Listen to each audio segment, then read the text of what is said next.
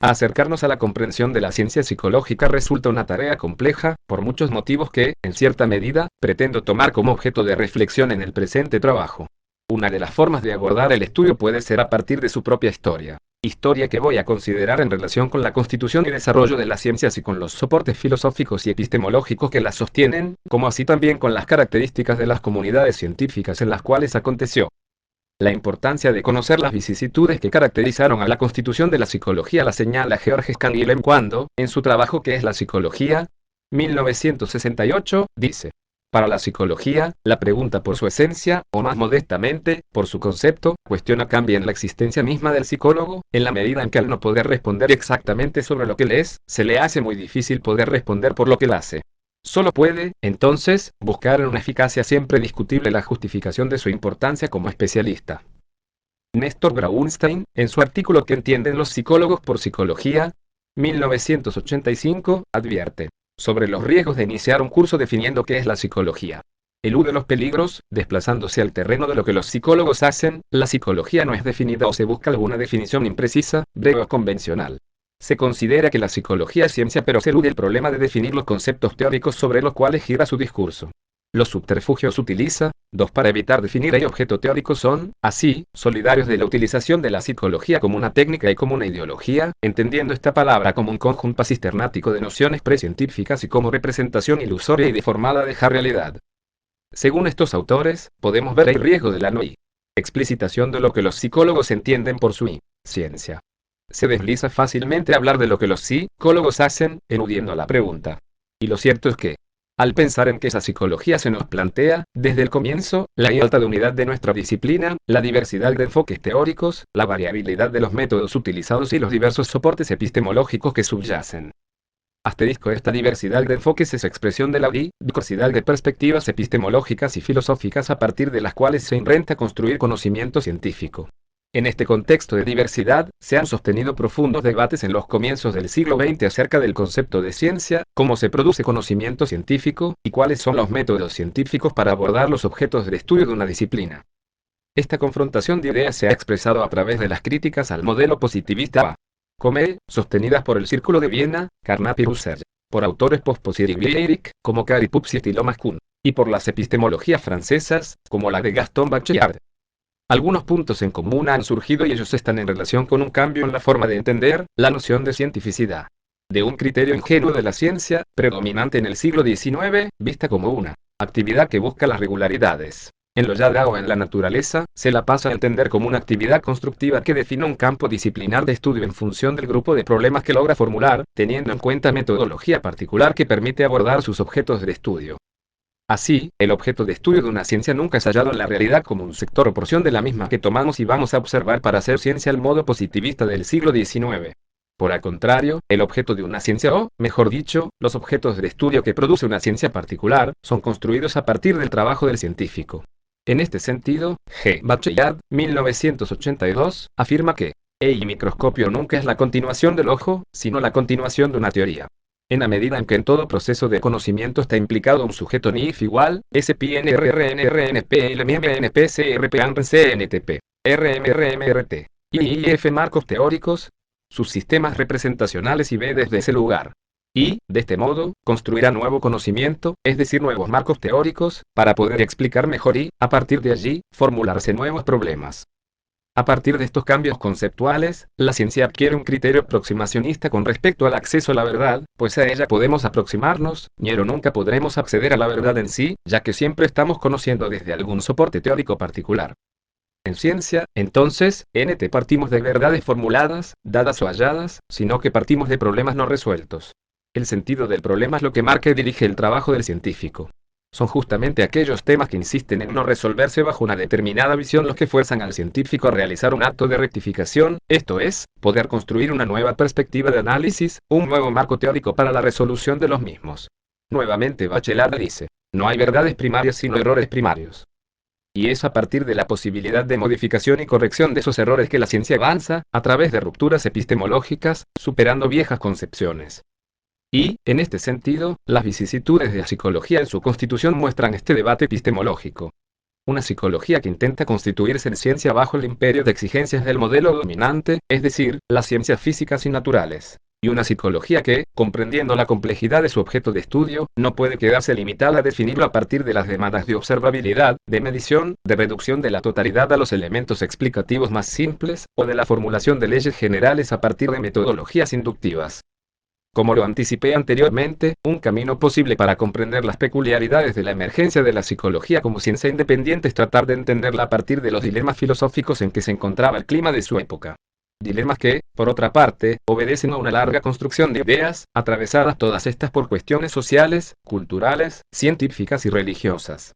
Por esto, a continuación, realizaré un análisis de la emergencia de las ideas psicológicas en el pensamiento filosófico, en la intención de mostrar las continuidades y divergencias de los enfoques filosóficos acerca del modo de entender lo mental. Y como la misma psicología, en tanto joven ciencia, recibe esas concepciones hacienda que debates y enfrentamientos se continúan en el interior de la propia disciplina.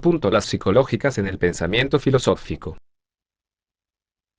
Cuando queremos acercarnos a la comprensión de la constitución de la psicología como ciencia independiente, nos encontramos, como ya he señalado, frente a una dispersión de sistemas, autores, teorías y enfoques teóricos divergentes.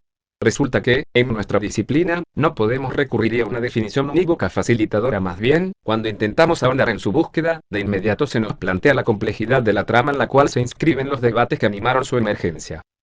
Y según cuenta la historia, la psicología emergió como ciencia experimental independiente a fines del siglo XIX, con la inauguración del laboratorio experimental de W. Wundt en 1879 en la ciudad de Leipzig, Alemania.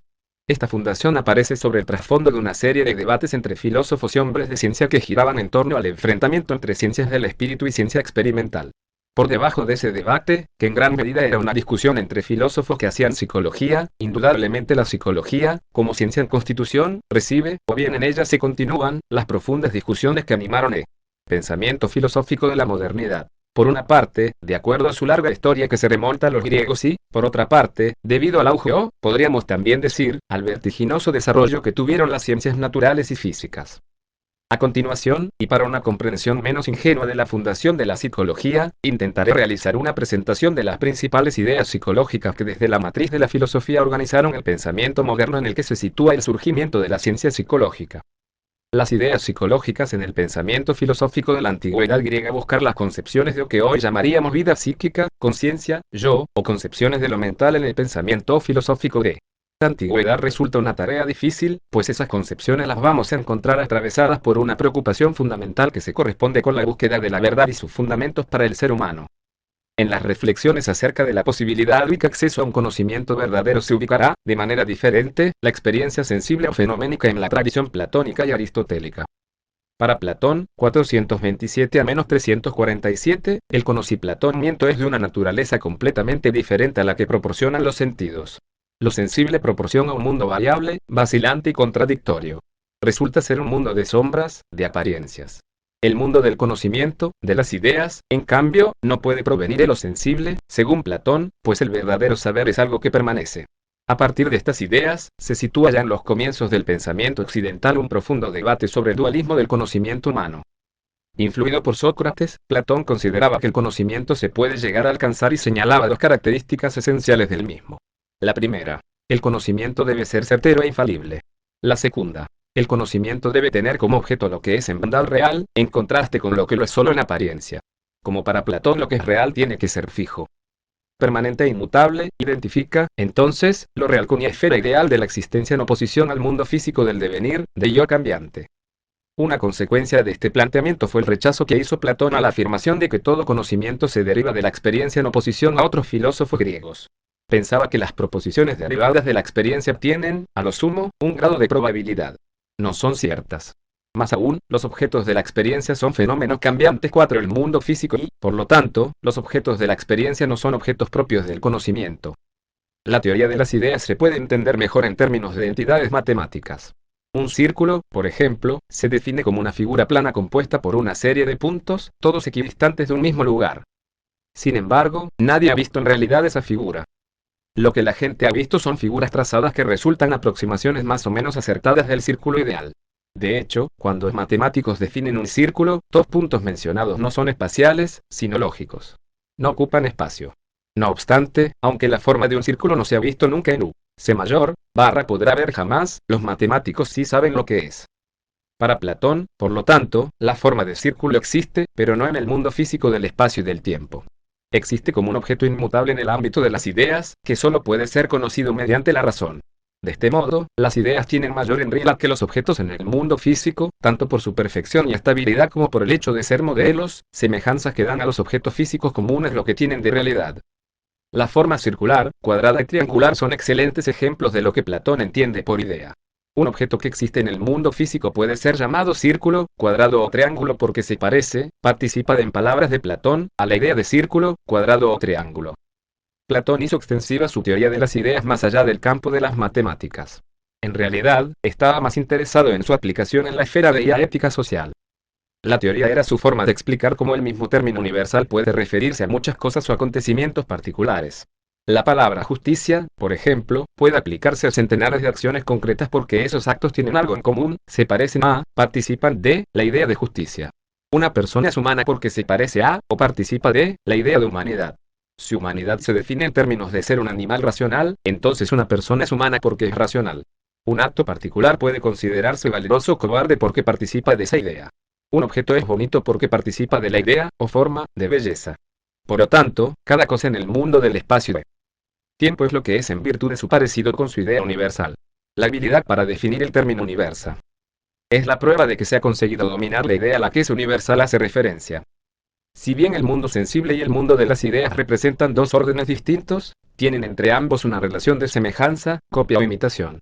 Platón dice, por ejemplo, que al ver cosas iguales nos permite pensar en la igualdad, pero, como en el mundo sensible no podemos percibir la igualdad sino las cosas iguales, es preciso que la idea de igualdad sea previa, es decir que hayamos adquirido antes de venir a este mundo. De este modo Platón afirma un dualismo definitivo entre cuerpo y alma, lo sensible y lo ideal, preexistiendo el alma en el mundo de las ideas, siendo estas previas a cualquier experiencia sensible, por lo cual sostiene la existencia de ideas innatas. En definitiva, Platón considera que el hombre es, en primera instancia, casi pura sensibilidad, prisionero de su propio cuerpo, condenado a un mundo de apariencias, del que solo el conocimiento propiamente dicho, la filosofía, lo puede liberar. A diferencia de Platón, la perspectiva aristotélica, Aristóteles, menos 384 a menos 322, hacía hincapié sobre todo en la biología, frente a la importancia que Platón concedía a las matemáticas. Para Aristóteles, el mundo estaba compuesto por individuos, sustancias, que se presentaban en tipos naturales fijos, especies. Cada individuo cuenta con un patrón innato específico de desarrollo y tiende en su crecimiento hacia la debida autorrealización como ejemplo de su clase. El crecimiento, la finalidad y la dirección son, pues, aspectos innatos a la naturaleza, y, aunque la ciencia estudia los tipos generales, estos, según Aristóteles, encuentran su existencia en individuos específicos. La ciencia y la filosofía deben, por consiguiente, no limitarse a escoger entre opciones de una u otra naturaleza, sino equilibrar las afirmaciones que resultan de la observación y la experiencia sensorial y del formalismo racional. Tiende la realidad del hombre como comunidad de interacción alma-cuerpo. El individuo singular es la sustancia completa compuesta de materia y potencia, el cuerpo, idea y forma sustancial actualizante o esencia, el alma. Las afecciones del alma no son propias, sino comunes con el cuerpo, es decir, propias de sujeto compuesto.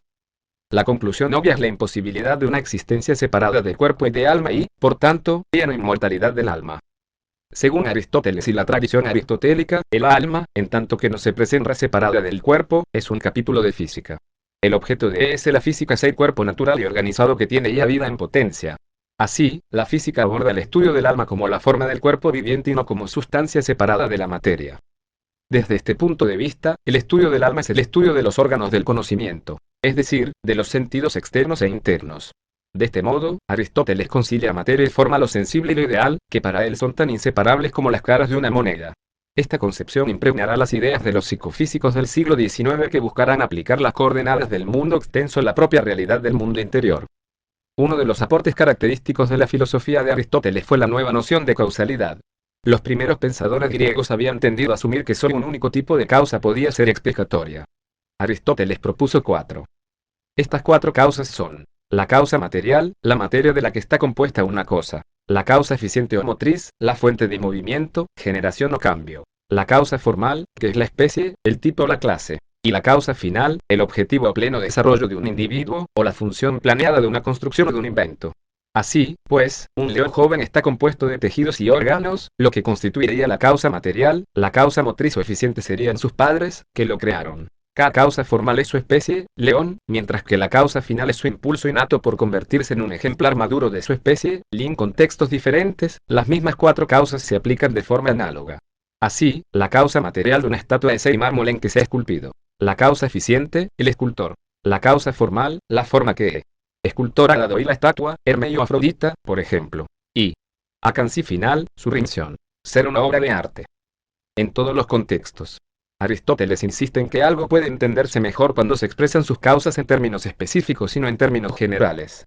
Por este motivo, se obtiene más información si se conoce que un escultor realizó la estatua que si apenas se sabe que ella esculpió a un artista, y se obtendrá aún más información si se sabe que fue Policleto el que la cinceló que si tan solo se conoce que fue un escultor no especificado.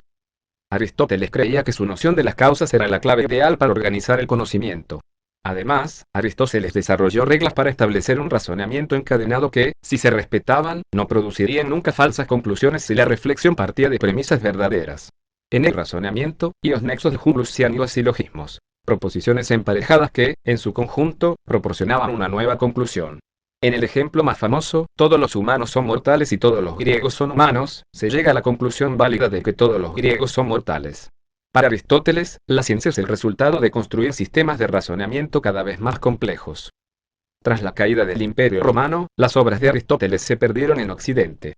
Durante el siglo IX, los estudiosos árabes introdujeron a Aristóteles, traducido al árabe, en el Islam.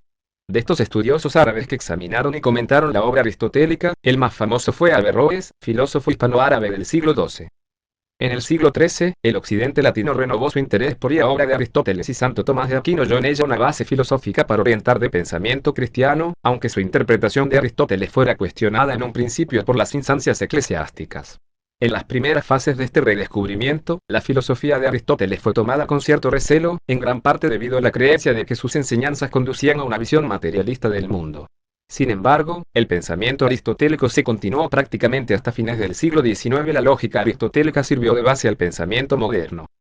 Las ideas psicológicas en el pensamiento filosófico medieval con los comienzos del pensamiento medieval se fueron constituyendo en la perspectiva agustiniana, San Agustín de Hipona, 354 a 430, que era una perspectiva neoplatónica porque retoma las ideas de Platón respecto a la preexistencia del alma, pero tratando de articularlas con el pensamiento cristiano.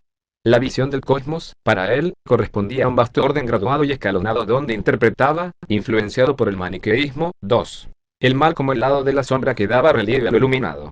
Pero Dios quedaba más allá de ese orden inteligible. Por lo tanto, de Dios no se puede decir nada conceptual. En esta línea de pensamiento, la búsqueda de la verdad se la entiende como Agustín adecuatio, adecuación de la cosa del mundo al intelecto. Pero aquí el intelecto es divino y la cosa es un ente creado por Dios. Su creación ocurre de acuerdo con una idea pensada previamente por el Creador. De este modo, la cosa es verdadera en cuanto concuerda con dicha idea y, por consiguiente, con el intelecto divino. El hombre ha sido creado por Dios a su imagen y semejanza, quien ha puesto en él un intelecto análogo al suyo. Gracias a esta analogía es que puede encontrar indirectamente el hombre la verdad de la cosa, ya que tanto la verdad del juicio como la verdad de la cosa tienen su último fundamento en Dios. El hombre medieval agustiniano busca la verdad a través de la re que le ayuda a encontrar a Dios por medio de la iglesia. Así, en la búsqueda de su identidad, el hombre agustiniano piensa y conoce, pero esa actividad es un repensar y un reconocer, pues esas actividades han sido realizadas previamente por Dios, que las puso en el hombre. Por esto se puede decir que, según San Agustín, yo soy aquel que recuerda, pues las ideas que se constituyen son reflejo de la actividad pensante divina a la que solo puedo acceder de manera indirecta, por adecuación y por la fe. La filosofía de San Agustín dominó el pensamiento occidental durante los siglos IV y V. En los siglos venideros, desde mediados del siglo XI hasta mediados del siglo XV, se va a consolidar el pensamiento filosófico y teológico y hegemónico de la Iglesia Católica por medio del pensamiento escolástico. Los filósofos musulmanes, judíos y cristianos van a redescubrir la obra de Aristóteles y, por ende, se enfrentarán al esfuerzo intelectual de utilizar la razón natural humana, en particular la filosofía y la ciencia de Aristóteles, para comprender el contenido sobrenatural de la revelación, tratando de conciliar la filosofía con la fe religiosa e intentando dotar de pilares racionales a sus creencias religiosas. Los pensadores escolásticos sostuvieron una amplia variedad de ideas, tanto en filosofía como en teología. Y en Enigedi. Y dada cada decenio museo escolástico son las metas comunes, las actitudes y los métodos aceptados de un modo general por todos sus miembros. La principal preocupación de los escolásticos no fue conocer, entonces, nuevos hechos, sino integrar el conocimiento ya adquirido de forma separada por el razonamiento griego y la revelación cristiana. El objetivo esencial de los escolásticos determinó algunas actitudes comunes, de las que la más importante fue su convicción de la armonía fundamental entre razón y revelación. Los escolásticos afirmaban que el mismo Dios era la fuente de ambos tipos de conocimiento y la verdad era uno de sus principales atributos. Como ellos escolásticos creían que la revelación era la enseñanza directa de Dios, esta tenía para ellos un mayor grado de verdad y certeza que la razón natural.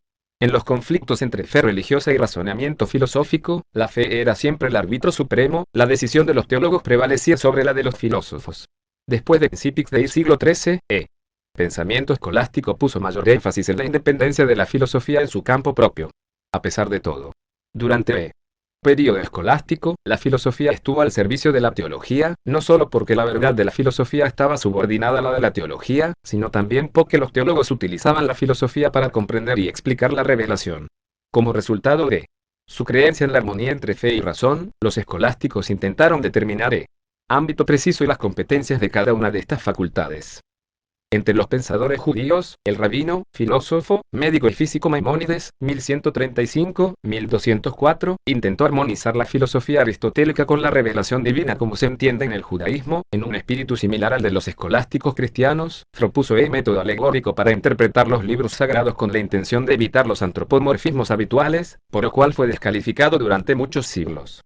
El monje y filósofo inglés, Roger Bacon, se destacó por sus críticas al método deductivo de sus contemporáneos, así como a la confianza de estos por la autoridad del pasado, proponiendo un nuevo método de investigación basado en la observación controlada. Bacon advertía que aún quedaba mucho por aprender de la naturaleza. Aquí encontramos, en el siglo XIII, ideas que serán antecedentes del empirismo del siglo XVII, Francis Bacon, J. Locke, de Hume. En el momento de esplendor de la escolástica, en el siglo XIII, el teólogo y filósofo italiano Tomás de Aquino, 1225-1274, estableció un equilibrio entre razón y revelación, convirtiéndose en uno de los teólogos sobresalientes del catolicismo. A principios del siglo XIII, las principales obras de Aristóteles estuvieron disponibles en una traducción latina de la Escuela de Traductores de Toledo, acompañadas por los comentarios de Averroes, 1126-1198, y otros eruditos islámicos. Vigor, la claridad y la autoridad de las enseñanzas de Aristóteles devolvieron la confianza en el conocimiento empírico, lo que originó la Forta Abgis de una escuela de filósofos conocidos como averroístas. Los averroístas afirmaban que la filosofía era independiente de la revelación. Esta postura amenazaba la integridad y supremacía de la doctrina católica apostólica romana y llenó de preocupación a los pensadores ortodoxos. Ignorar a Aristóteles era imposible, y condenar sus enseñanzas era inútil, tenía que ser tenido en cuerna. Reconciliando el énfasis agustiniano sobre principio humano espiritual con la afirmación averroísta de la autonomía del conocimiento derivado de ellos sentidos, Tomás de Aquino insistía en que las verdades de la fe y las propias de la experiencia sensible, así como las presentadas por Aristóteles, son compatibles y complementarias. Algunas verdades, como el misterio de la encarnación, pueden ser conocidas solo a través de la revelación, y otras, como la composición de las cosas materiales, solo a través de la experiencia. Aún otras, como la existencia de Dios, son conocidas a través de ambas por igual. Así, la fe guía al hombre hacia su fin último, Dios. Supera la razón, pero no la anula. Todo conocimiento, afirmaba, tiene su origen en la sensación, pero los datos sensibles pueden hacerse inteligibles hoy por la acción del intelecto, que eleva el pensamiento hacia la aprehensión de tales realidades inmateriales como el alma humana y Dios. Para lograr la comprensión de las verdades más elevadas, aquellas con las que está relacionada la religión, es necesaria la ayuda de la revelación. Las ideas psicológicas en el pensamiento filosófico de la modernidad del hombre medieval buscaba la verdad a través de la fe, y esta fe le ayudaba a encontrar a Dios. La razón humana llegaba a la verdad por adecuación de las ideas humanas a las divinas. Sin embargo, el medioevo no estuvo exento de polémicas, y las grandes dudas habitaron el pensamiento humano. ¿Cómo conciliar el conocimiento de lo sensible con la creencia religiosa? ¿Cómo recuperar la confianza del hombre en su capacidad de conocer y la razón de verdad revelada? Estas preguntas anima R. Trabajo de los filósofos y teólogos polarizándose entre aquellos que mantienen la idea de una filosofía independiente de la teología y aquellos que, como Tomás de Aquino, advierten que puede haber una complementariedad entre ambas aunque, al mismo tiempo, afirmen que el conocimiento humano se obtiene a través de los sentidos. Sin embargo, en la búsqueda de la verdad no todos los hombres se sienten con fe suficiente de hallarla. Es decir que la certeza puede no ser absoluta, pues no todo hombre posee la fe necesaria, esta puede perderse o no recibirse nunca. Pero aún la necesidad de seguridad no desaparece. Fuera de la religión, desligado de Dios, hombre sigue afanándose en la idea de buscar ya seguridad, no ya respecto de la salvación eterna con acercamiento a Dios, sino respecto de sí mismo y el mundo, que es lo que le queda después de la desligación a Dios. El hombre, de la modernidad, frente a este planteo, queda aprisionado por la duda.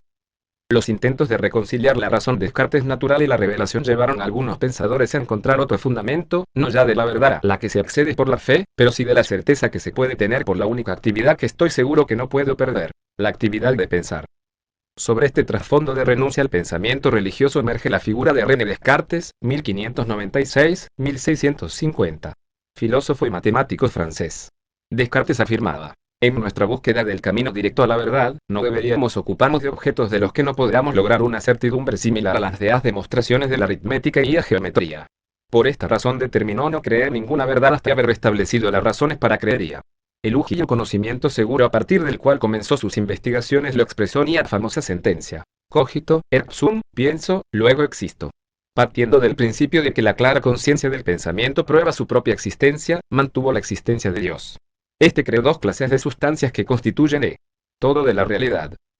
Y una clase era la sustancia pensante, el yo, la conciencia, 1. 5 lo mental. La otra era la sustancia extensa o física. Descartes planteaba, de este modo, un profundo dualismo en las posibilidades del conocimiento humano. El hombre puede acceder al conocimiento indirecto del universo y del propio cuerpo a través de los distintos sentidos, la res extensa, y, por otra parte, el hombre puede acceder al conocimiento directo de su propia actividad pensante o reflexiva que se le impone libre de toda duda y res cogitans. En esta actividad, el ser humano se afirma por sobre todas las cosas en su ser racional. De esta manera, el dualismo cartesiano había planteado una división en las formas de acceso al conocimiento del cuerpo y del yo pensante. Al primero, se podía acceder por medio del conocimiento científico siguiendo los pasos de método analítica, por el propuesto, mientras que, para el segundo, se imponía la introspección filosófica como forma de abordaje.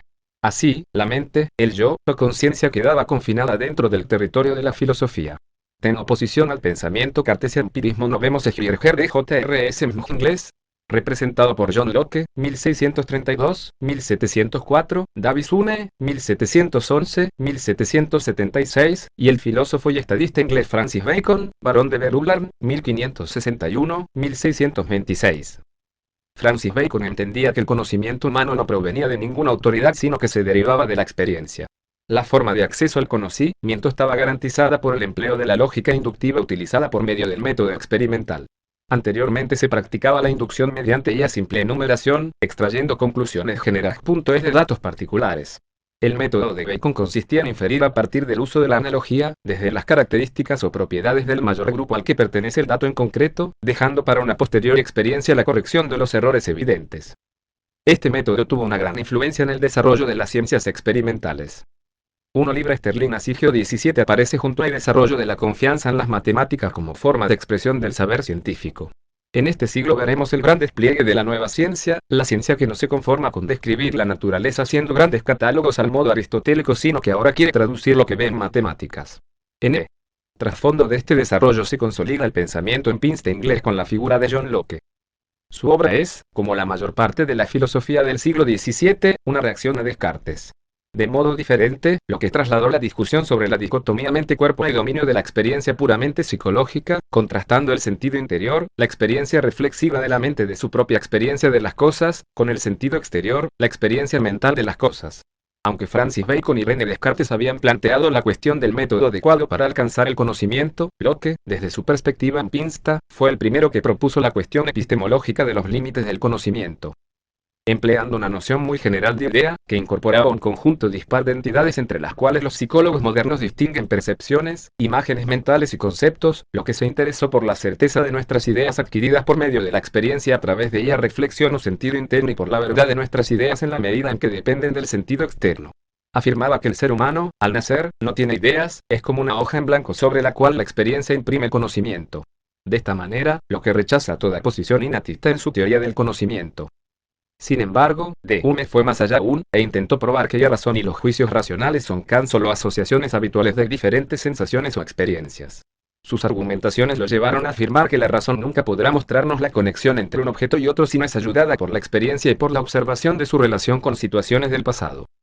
Cuando la mente, por tanto, pasa de la idea o la impresión de un objeto, a la idea o creencia en otro, no se guía por la razón, sino por ciertos principios que asocian juntas las ideas de esos objetos y los relacionan la imaginación. Así, entiende que a partir de la experiencia se constituyen las ideas simples y que toda idea compleja resulta de la asociación a partir de ideas simples, asociacionismo. A la pregunta, ¿existe un yo previo a la experiencia? Hume responde, no. Este resulta un precipitado de sensaciones y percepciones complejas.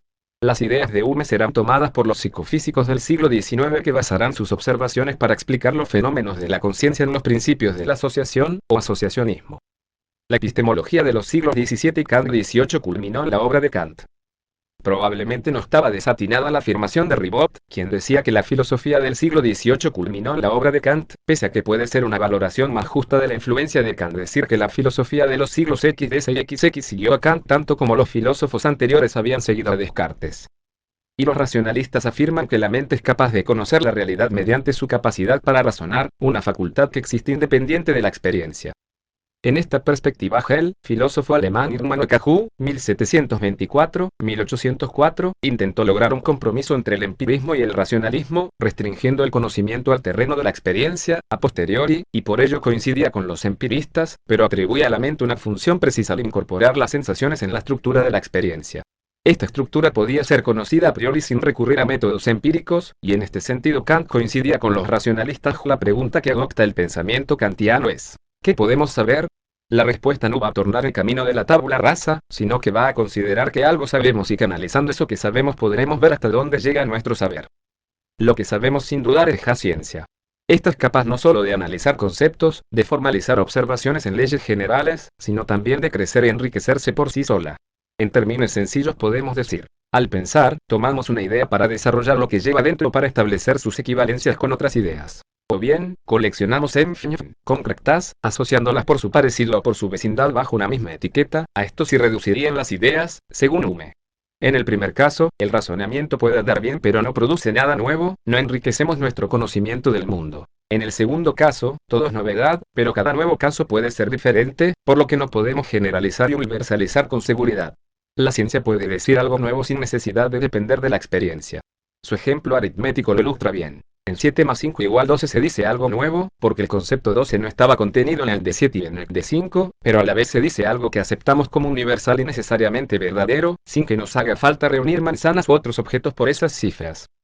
Kant le atribuye un gran poder a la mente científica y lo cierto es que la concepción de la mente humana representa una revolución decisiva. Kant entiende que la mente humana tiene maneras y formas de sentirse impresionada por la experiencia. La impresión más elemental que pueda recibir aparece casi inevitablemente como extensa, al modo cartesiano. O sea que nosotros y Codarnit posible estarnos hechos de Typhus y lo que la percibimos como dada en el espacio. Entonces, si toda mente es extensiva, extensificadora, lo geométrico valdrá igual para todos, será una verdad universal. Pero, además, toda impresión se hace presente en forma temporal, pasándonos, de antes a después, en el tiempo. Es forma básica de nuestra experiencia, sin que tenga sentido preguntar si esto es así en la realidad externa. Esa temporalidad de toda mente posible en cuanto fundamenta la sucesividad de las series, el 1, 2, 3, 4. S, hace que la aritmética valga como la verdad universal. De este modo, espacio y tiempo son las formas de nuestra mente en que se nos presenta toda materia sensible. Además, toda mente posible nuestras mentes no solo amolda todas las impresiones a sus formas previas, espacial o temporal, sino que además las relaciona como aspectos de objetos, como causas y efectos, etc., a su manera y no a una manera impuesta desde fuera de los hombres. A estas maneras de relacionar las impresiones, de estructurar la experiencia, Kant las llama categorías. Las formas espaciales y temporales y las categorías son maneras de hacer presente, para la mente, la experiencia. Son dogmas que están en lo mental. No es así, lo que tenemos en nuestra mente no es un caos de impresiones, sino un mundo análogo para todos. Pero al hablar de él y de nosotros surgen nuevas preguntas que no podemos contestar si salimos de este orden. Ante todo, la cuestión del yo, que no puedo percibir igual que percibo el mundo, ni deducir de ningún concepto, pero que tengo que suponer en todo acto. Sobre si es real o no es. Yo es algo que puedo afirmar o negar lógicamente, pero no se puede deducir que algo exista o no porque lo deduzca teóricamente. Que algo exista o no exista nos consta solo por experiencia, no por poderlo deducir de su idea. Desde esta posición, Kant hace imposible un estudio científico del yo, dado que puedo afirmar el supuesto del yo corno presente en todo acto, pero él mismo no permite ser aprehendido por las formas de la mente como lo hace con mundo de experiencias. Kant analiza en la Anthropologie, publicado en 1798, la naturaleza de los poderes cognitivos, los sentimientos de placer y displacer, los afectos, las pasiones y el carácter en el contexto de la negación de la posibilidad de una ciencia empírica de los procesos conscientes. En él niega la posibilidad de que la psicología pueda llegar a ser una ciencia empírica por dos causas. 1. Puesto que los procesos psicológicos varían en una sola dimensión, y tiempo, no pueden ser descritos matemáticamente. 2. Puesto que los procesos psicológicos son internos y subjetivos, tampoco pueden ser medidos. Johann Herbart, según relata la historia, fue primero en responder a las objeciones de Kant, imaginando entidades mentales que variaban en tiempo y en intensidad y mostraban que el cambio de intensidad sobre el tiempo podía ser representado matemáticamente. Gustav Fechner respondió después a la segunda objeción, desarrollando procedimientos psicofísicos que permitían medir la fuerza de una sensación. Wilhelm Weyl combinó estas nociones, las unió a los métodos de la fisiología sensorial y experimental y, en 1879, creó el Laboratorio de Psicología Experimental de Leipzig. Y aunque hay cierta verdad en la historia comúnmente aceptada, como en todas las reconstrucciones racionalizadas, se tiende en gran medida a simplificar demasiado las historias excepcionalmente complejas. En las páginas que siguen a continuación, analizaré, aunque sea en parte, la complejidad de su trama.